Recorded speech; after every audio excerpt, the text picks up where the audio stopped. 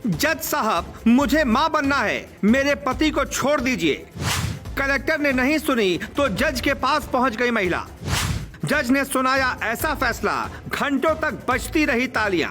कई लोग पिता इसलिए नहीं बन पाते क्योंकि वो जेल में होते हैं और पत्नी के साथ वक्त नहीं गुजार पाते। ऐसे में एक ऐसा फैसला आएगा जिसके बाद आप कहेंगे पिता बनने का हक हर किसी को है। अगर जीवन में कोई ये गलती हो जाए तो उसकी सजा अगली पीढ़ी को नहीं मिलनी चाहिए। ऐसी कहानी जो आपको प्रेरित करेगी। ये हिंदुस्तान है, यहाँ जीने के लिए सबको अधिकार मिलता है और कैसे जीना है इसका भी अधिकार तय होता है।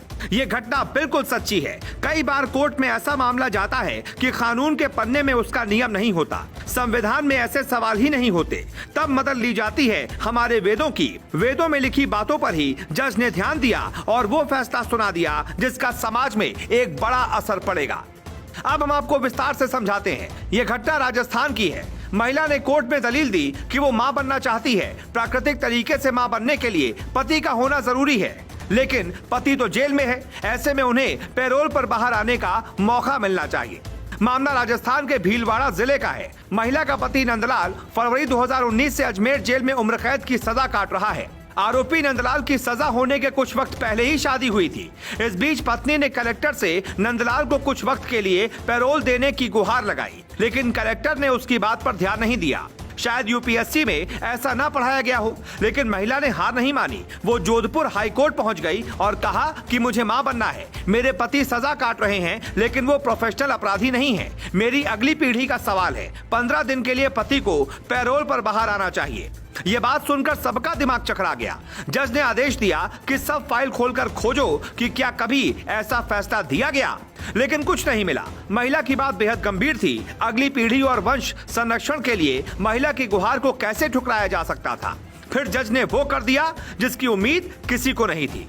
कानून के पन्नों में कुछ नहीं मिला। फिर जज को हिंदू सभ्यता की समझ थी। उन्होंने ऋग्वेद और वैदिक काल से कुछ उदाहरण लिए और सुना दिया ऐतिहासिक फैसला।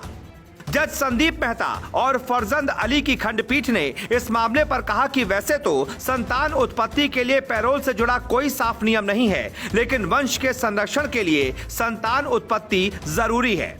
ऋग्वेद और वैदिक काल के उदाहरण के अनुसार संतान उत्पत्ति एक मौलिक अधिकार है। पत्नी की शादीशुदा जिंदगी से संबंधित यौन और भावनात्मक जरूरतों की रक्षा के लिए 15 दिन की पैरोल दी जाती है।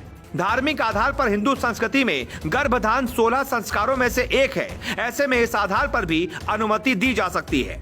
हमारी अदालतें भी समाज का हिस्सा होती हैं। जज भी उसी समाज से होते हैं। फर्क बस इतना है कि कर्म के हिसाब से किसी को जेल होती है तो कोई जज की कुर्सी पर बैठा होता है।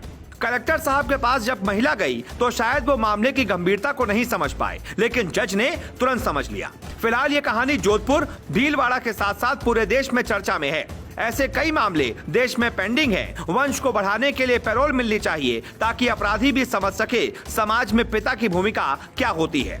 फैसला बेशक एक छोटे से केस का हो, लेकिन संदेश ऐसा था कि आप तक पहुंचना ही चाहिए था। दूसरों का सम्मान करने वाला ही सही सिस्टम का हकदार होता है। Bureau report, global Bharat TV.